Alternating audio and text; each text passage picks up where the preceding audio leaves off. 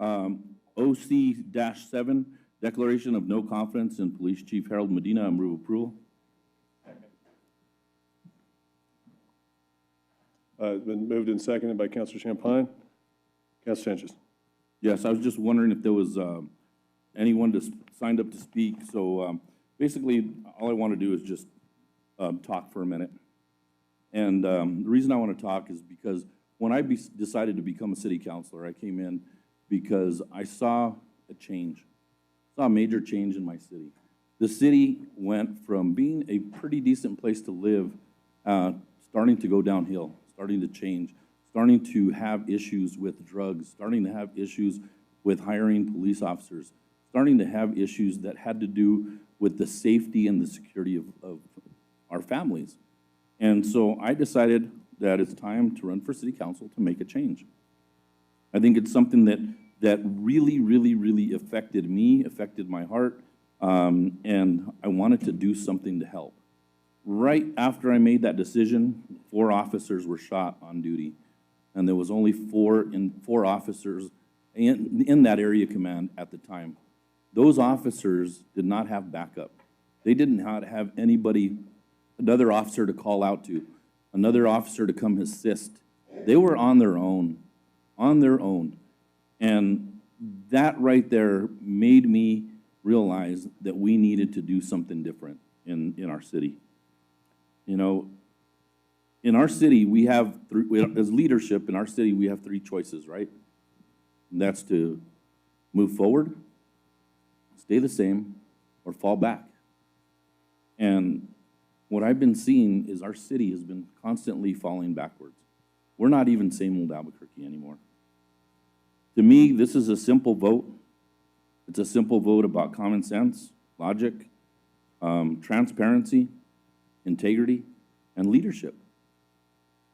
And when I used each one of those, common sense just tells us that there's something wrong with our system, something we need to change. Logic tells us that it's logical that we as city councilors need to make that change. Transparency, which we have been fighting about for years, for the last 2 years on this council, in reference to our administration, has not changed. It's gotten worse. And then when you talk about leadership, leadership is an example setting, somebody who sets the highest standard of leadership in our community for the most important position in our community. And that's the police chief. The police chief is looked at from a position of authority. He's looked at as an example setter by his own troops, by the public, by city council.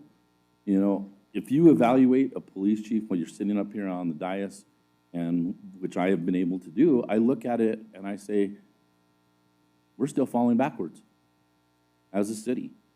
You know, you might think somewhere along the line that somebody might say it's political. It's not. Every one of us in here knows that it's not political. Everyone in here knows that something needs to change. Our city is having a very, very tough time now. I see the amount of fentanyl that's being dealt and transported and trafficked out there. I see that we have numerous big box stores, Walmart and Kohl's and Walgreens and also Albertsons. We've lost those stores.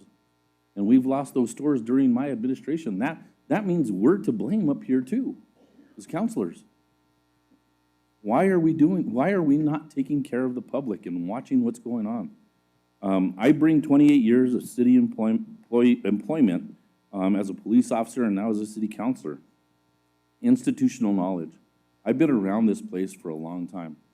The institutional knowledge that I bring to city council, you know, sometimes gets ignored. And this institutional knowledge makes me, when you have this institutional knowledge and it's not listened to and ignored, sometimes you feel like the same officers who have left this department because their institutional knowledge didn't matter. And there's plenty of those, and I get those calls every single day. So what happens, what brings me to this is confidence. The public's confidence. Does the public have confidence in their police department? Does the public have confidence in the leadership of their police department? Those are the questions that each and every one of us as city councilors need to ask. Another thing that we need to ask is we need to ask our officers, do you feel like you're supported by the leadership at your department? I have officers calling me. I have civilians, officers, detectives, sergeants, lieutenants, all calling me saying, Louis, we need help. We need help. We can't deal with this anymore. We're in a situation where we're under duress. We don't know what's going to happen. We have to do things one way, and then there's a double standard when it comes to leadership. And it's manifesting across the entire department, not just in one area, but now we're seeing corruption in DWI unit. We're also seeing, a bad traffic accident where somebody was almost killed. And that traffic accident was due to the leadership of the police department. We heard today certain stories about that that just don't make sense. They just don't make sense. How were questions not asked? How were things not investigated? And so these things don't make sense to us, much less make sense to the public and to the officers who are trying to do this job. I want to continue to fight for those officers because they are trying to do the best that they can under the situation that they're in. I sat here and watched a commander who had a look on his face of not sure what to do when he was explaining his accident review board, and I could just see it on his face. The hurt, the heartache, when you're dealing with these kind of issues, you're in a career position. This career position is tied to that leadership. If that leadership does not like the way you are acting or responding, that leadership can take action and harm you or prevent you from retiring. This is a career that every single person wants. So to see someone in that situation knowing that they have to answer their questions in a certain way and be told to do something in a certain way really breaks my heart. We should be able to have transparency all the way up and down the police department without somebody having to threaten your life or your career. Right now, I don't have confidence that Medina can't recruit or retain officers because he hasn't. I don't have confidence that Medina can slow down the drug trafficking in Albuquerque because he hasn't. These are over 2 years. I don't have confidence Medina's subordinates will investigate his accident with total 100% transparency because they work for him. So based on those small items, I know we as city councilors, we have a lot of other questions that, in my opinion, have come up. And based on that, I would like to move that we defer this bill and try to get some of those questions answered. So I move for a deferral. Motion and second for deferral. Councilwoman, we go to public comment. Mr. Cornelius. Thank you, Mr. President. Our first speaker is Ernest Sturdivant, followed by Bob Martinez.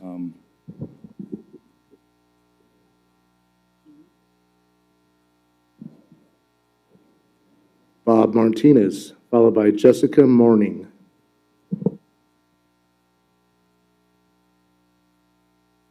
Good evening, Council President Lewis, Vice President Grout, and councilors. Thank you for your dedicated public service to the people of Albuquerque. I am Bob Martinez. I retired from the United States Department of Justice, where I served in many high-level and sensitive career senior executive positions to include Director of the Community Relations Service, Deputy Associate Attorney General for Law Enforcement Coordination, and Assistant Immigration Commissioner, to name a few. I retired from the Department of Justice as Assistant Commissioner in the Immigration and Naturalization Service. I take no pleasure in coming before you in support of OC 24-7. I believe the Chief of Police and any leader of a department must be held to a higher standard and perform at a higher level. OC 7-24 is about facts, performance, transparency, accountability, and oversight. I hereby humbly request you please take the politics and personalities out of the equation and do the right thing regarding OC 24-7. Thank you. Jessica Morning, followed by James Freeman.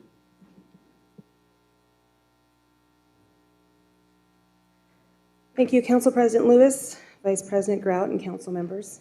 My name is Jessica Morning, and I want to preface this with saying I do not personally know Chief Medina. I do not have any family in APD, so this is not a personal issue with me. It's an issue of being a lifelong resident of this city and seeing lack of accountability with this administration. I recall that on September 10th, 2020, when Mayor Keller requested the resignation of Chief Geyer, his exact words were, "Like the residents of Albuquerque, I won't be satisfied until this is a safer city. This is time to hit the accelerator." Little did we know that just a few years later, that statement would be manifested with his appointed police chief's accidents, which incidentally should have immediately been investigated by an outside agency. There's no wrongdoing, he'll be cleared, and there won't be a problem. But at this point, the appearance is something to the extent of the fox is watching the hen house and then providing a review of the investigation to the farmer. I'm not necessarily here to talk about that or to talk about the DWI unit scandal or the time card fraud. I'm here to talk about the fact that every time something arises with this administration, it's just ignored and glossed right over. And nothing comes of it. It's a very nothing to see here culture. When it comes to those in power, Albuquerque is still a small city. We're a small, big city, but we see what's going on with those that are in these elevated positions. Some may say, well, it's a difficult job, and who are you to criticize? That's the thing. There are many difficult jobs out there. And I also know if someone isn't qualified for a job, they should not be in that job. The public's trust in APD has been eroded, not because of the good officers.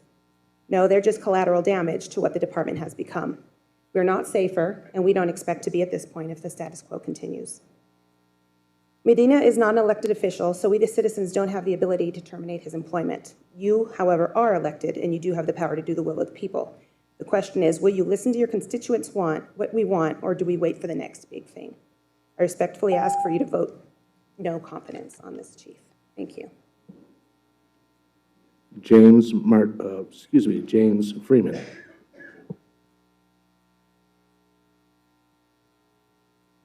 Unanimously unpreventable. What a joke. Good evening, y'all. I am James Freeman from District 4. I am speaking in support of OC 24-7. The police chief actions have been derelict. The DWI bribery conspiracy scandal is probably the most significant police department scandal of this great city's history. Still, the police chief's actions on February 17th alone warrant the declaration of no confidence. This police chief drove to a news conference to illustrate a nuisance property, and on the way to the news conference, he noticed a tent or several tents. Never missing a chance to hammer the homeless population, he stopped his vehicle. In an unrelated action, an active shooter situation breaks out. Someone fires a gun at another person running down Central, and the police chief's first reaction is to flee the scene of an active shooter situation. What a cowardly act. Yes, I said it. What a cowardly act. And while fleeing the scene of an active shooter situation, he causes an accident that sends a man to the hospital in critical condition. If the police chief had called ACS or another agency to check on those tents, all of this would have been preventable. Todd Pritchard would have not been sent to the hospital in critical condition. It's reported he is recovering from a broken collarbone, shoulder blade, 8 broken ribs, a collapsed lung, multiple laceration and gashes. Mr. Pritchard spent nearly a week in the hospital because of the cowardly act of this police chief. Thank you. Mr. President, that concludes comment. So the motion on the floor is OC7. It's a deferral for 2 weeks. Been motioned and seconded by Councilor Champagne. It's been moved by Councilor Sanchez, seconded by Councilor Champagne. Councilors, any questions, discussion, or back to Councilor Sanchez? Councilor Rogers. Thank you, Mr. President. I just have a comment. I think this is in this 2 weeks that we have for this deferral, I'd like to see us come up with an actual process. I think this is a bigger issue of how do we evaluate because you're exactly right. Chief Medina is not an elected official. He is an employee of the city. And so my HR background says we should have a process by which we could evaluate the department and his leadership. And so we should, as a body, come up with that process, have our staff look at, our team look at research around how do we evaluate a police chief? I'm sure other cities have figured this out, and actually come up with a process that we can follow, because I'm very firm about protecting people's rights, and I talk about APD, making sure we're not violating rights, but we also need to have the same level of process and due process for employees with my HR background. So I think it would behoove us to actually have a process by which we can point to, we know that's transparent and open about how we would begin to make this decision, because for me as a new counselor, I cannot make a decision like this with information that we get on the news or opinions. We really need to be rooted in fact to make these type of really hard decisions. So for me, I'd like to see us come up with an actual process documented that we can follow to evaluate the leadership of our chief. Motions for deferral. Councilors, any other discussion, questions? Councilor Pena? Or Real quick question. Councilor Grout? Thank you, Mr. President. Do we have a process? No. Okay. Council President, Council Grout, not that I'm aware that there's ever been a specific process for positions that this body decides, whether to terminate or not, or whether no confidence in this situation. I don't believe there's any specific process in place. Okay. Yeah, we do need to look into that. And thank you for that. And also another follow-up question that you made me Councilor think. Rogers. Oh, sorry, Mr. President, thank you. Do we have an evaluation process for leadership in general, directors of our city? Yeah, I might defer that to Director of Council Services. You're talking about process for, in the council services, the leadership and all? No, I'm talking about the administration. I wouldn't defer that to. Does the administration, the mayor's team, have a process to evaluate directors of the city? Because I know as an employee of the city, I worked here 2.5 years and I never had an evaluation. So I'm interested in this is a leadership question, I think, across the board for me, and the bigger process question. Mr. President, Councilor Rogers, I'd be happy to provide information about that evaluation process, but I want to make sure that I'm thorough in that response, so I'd be happy to do that.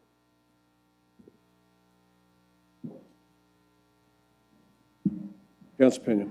Mr. President, thank you.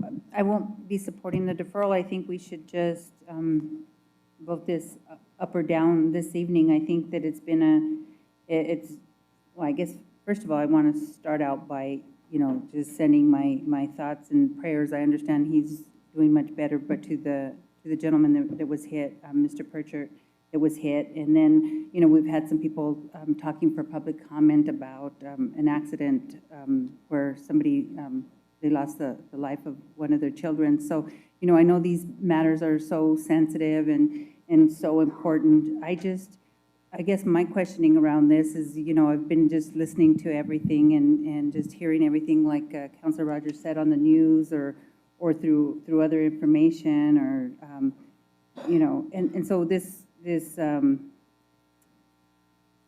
resolution is in front of us, and it's very serious. And for me, I guess the way I look at this is that,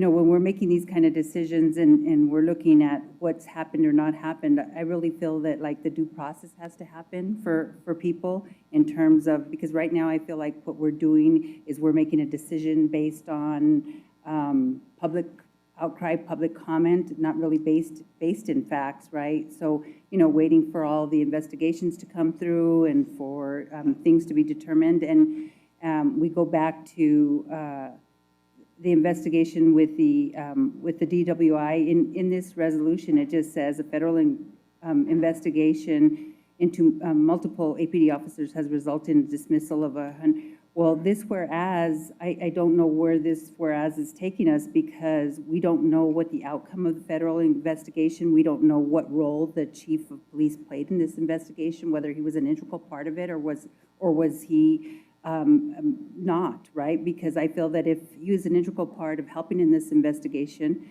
what I'm hearing, do I know the facts? I don't, but that's what I'm hearing, is that he has been.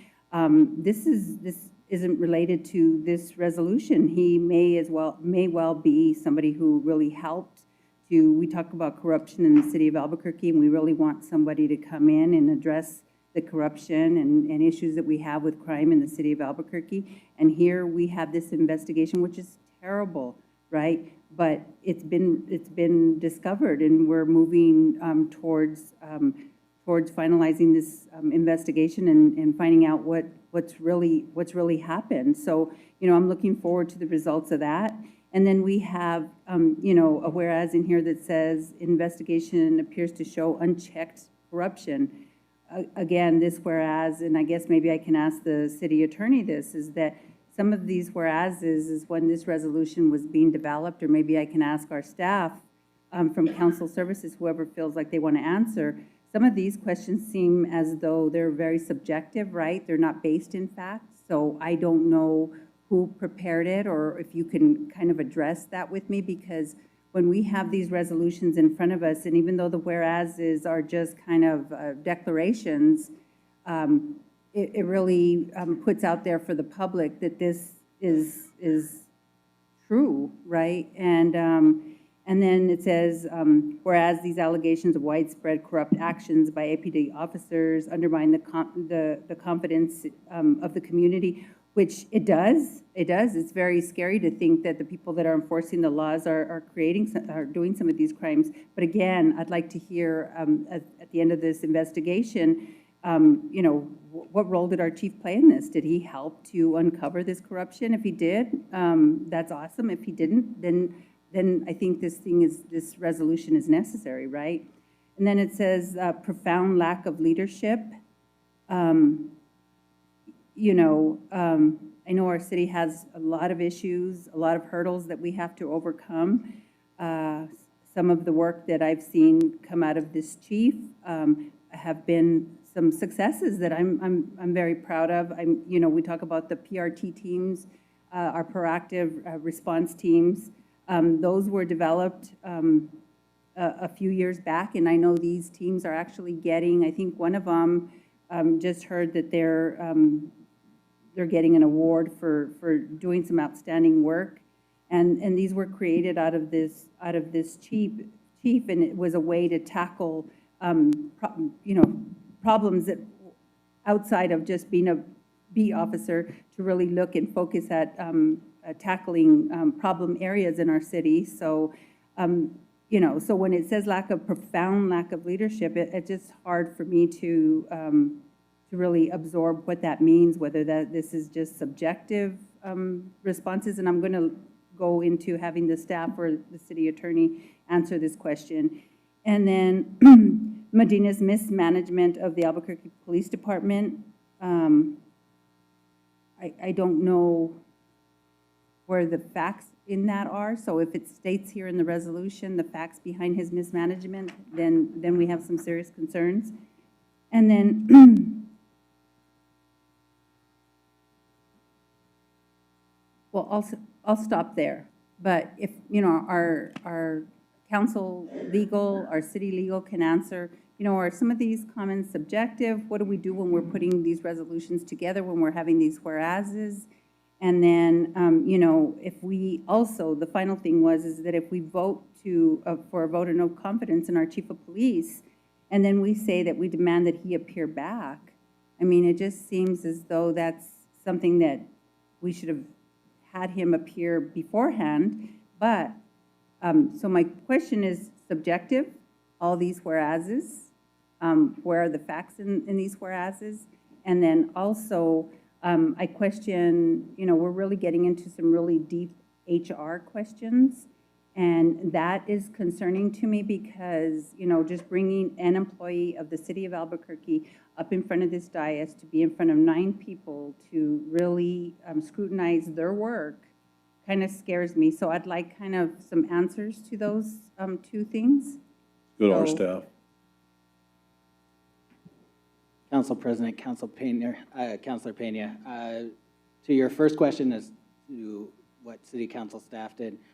City council staff did assist in the preparation of this other communication. It was done at the direction of the counselor. So the specifics of it, I think, would be best addressed by the sponsor. As for the HR implications and the legal ramifications of the council's action, I think those are best handled behind closed doors rather than in this open forum, because it could implicate potential liabilities to the city. But I'm happy to address those issues, and I'm sure that Ms. Keefe is also happy to address those issues, not at this table. Council President, oh, I'm sorry. I'm sorry, Council President, did you? I'm not sure, is there anything else that they could add that we couldn't add to that? I don't believe so. I think that, I really think that said what we need to say regarding those questions. okay. Mr. President, I'd love to hear from our city attorney. I think it's important as well, so I would appreciate your indulgence. Council President, Council Pena, I mean, I do think there are HR implications, as Councilor Rogers also raised. I think that Mr. Morrow is correct, that those are probably best discussed in executive session, but certainly actions by this council has the ability to take action against certain employees, including the police chief and the fire chief, for cause. If the factual basis is incorrect, there may be a determination that there was not cause. As in regards to the investigation, APD has cooperated with the FBI in this investigation. Chief Medina has cooperated. We are continuing to cooperate. We are also continuing to conduct our own internal investigation, an administrative investigation. So that is ongoing, and we are continuing to cooperate. The motion on the table is a deferral. Other discussion, questions on the deferral? We'll go to a vote. Those in favor of the deferral say yes. Raise your hand. Yes. Those opposed, no. Motion fails on a 5-4. Councilor Sanchez. Thank you, Counselor. Thank you, Mr. President. In that case, I think what I heard is that this needs a little bit more work, so I'm going to withdraw it at this time so we can work on it a little bit more. Motion, we need to vote on that, right? The council, Mr. President, the council would need to approve that motion and then withdraw. All right, the motion's been made to withdraw and seconded by Councilor Champagne. Questions, discussion? Those in favor say yes. Raise your hand. Yes. Those opposed, no. Motion passes.